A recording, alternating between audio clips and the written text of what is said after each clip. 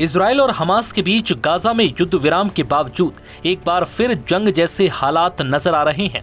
Hamas लगातार Gaza पर युद्ध विराम के उल्लंघन का आरोप लगा रहा है और जवाब में हवाई हमले कर रहा है। इस बीच अब इजराइल की एक और मुस्लिम देश पर नजर है।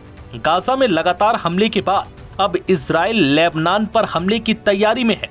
दरअसल लेबनान और इजराइल के बीच हिजबुल्लाह की वजह से पहले से तनाव जारी है, जिसको लेकर इजरायली रक्षा मंत्री ने चेतावनी भी दी और कहा कि अगर हिजबुल्लाह ने हथियार नहीं डाले तो लेबनान में हमले तेज किए जाएंगे।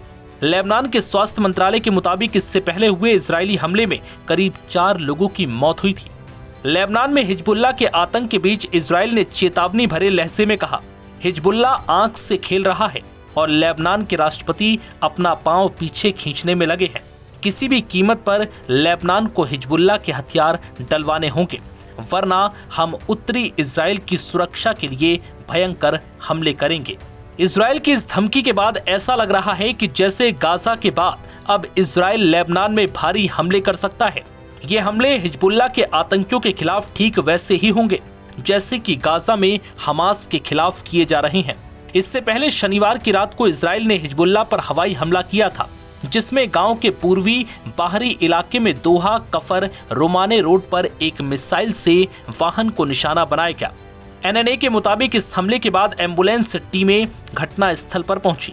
सुरक्षा सूत्रों ने सिन्हुआ को बताया कि इसमें 4 मृतक हिजबुल्लाह के सदस्य थे। हालांकि उन्होंने कोई ब्यौरा नहीं दिया।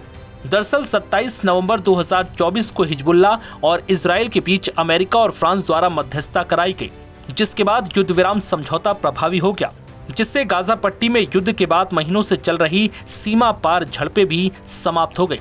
हालांकि समझौते के बावजूद इजरायली सेना कभी कभी लेबनान पर हमले कर रही है, जिस पर इजराइल का कहना है कि वो हिजबुल्लाह की तरफ से पैदा होने वाले खतरों की वजह से ऐसा कर रहा है। जिस तरह से इजराइल सीजफायर के बाद भी लेबनान में हमले करता रहता है, वही मॉडल वो गाजा में भी लागू करना चाहता है। बता दें कि इससे पहले बुधवार को इजरायली सेना ने गाजा में जमकर बमबारी कर तबाही मचाई।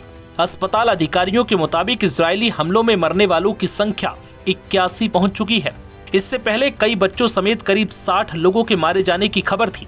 इजरायली सेना ने गाजा में भारी हमले करने के बाद कहा कि सीज फायर वापस लागू हो गया।